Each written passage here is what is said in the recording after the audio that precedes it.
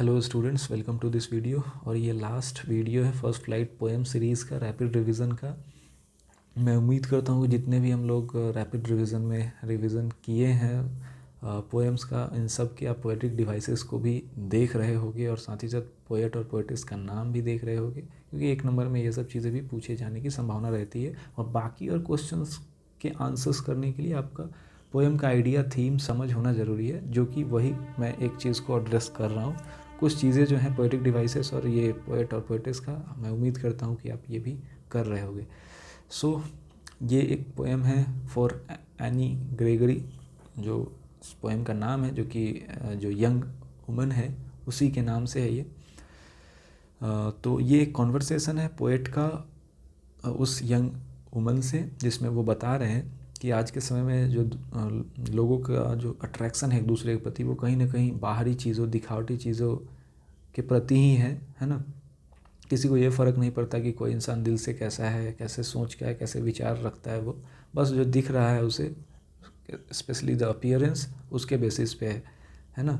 तो वही कह रहे हैं कि never shall a young man thrown into despair by those great honey coloured ramparts at your ear love you for yourself alone and not your yellow hair. कह रहे हैं कि कोई भी इंसान जो है, जो यंग वुमन तुमसे प्रेम करता है, वो तुम्हारे इनर ब्यूटी के लिए नहीं है, बल्कि तुम्हारा जो ये हनी कलर्ड जो बाल है, जो तुम्हारे सुंदर बाल दिख रहे हैं, इसको लेकर के है।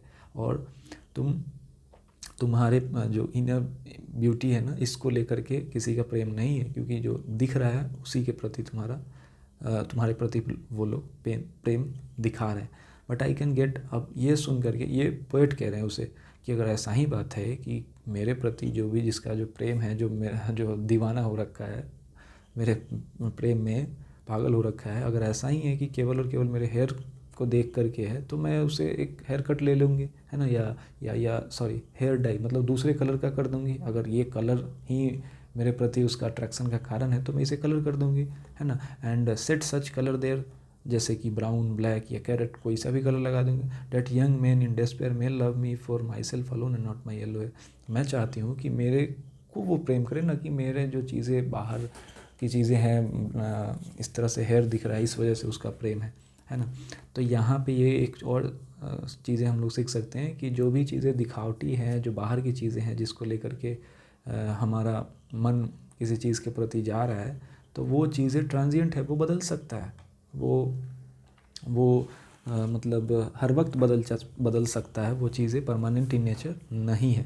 फिर अब ये कह दिया, उसके बाद फिर अब पोएट कह रहे हैं कि मैंने कल रात को ही सुना है एक ओल्ड रिलीजियस मैन से, कि उन्होंने कहा है कि भाई ऐसा कुछ नहीं होता है कि लोग इनर ब्यूटी को देख करके किसी को प्रेम करते हैं। इस दुनिया में हर कोई बाहरी और दिखावटी चीज़ों के प्रति ही उसका अट्रैक्शन है। और अगर कोई है भी जो आपको दिल से, आप जो इंसान हो उसके वजह से आपको प्रेम करते हैं, तो वो केवल और केवल भगवान ही है और कोई नहीं, है ना। तो दो सच्चाई है, सही बात है कहीं ना कहीं बहुत हद तक, कि जो दुनिया में लोगों का एक दूसरे के प्रति प्रेम है, वो कहीं ना कहीं बाहर की अपीयरेंस, जो दिखावा की चीज़ें हैं, उसी को लेकर के है, जो कि परमानेंट नहीं है, वो तुरंत बदल सकता है।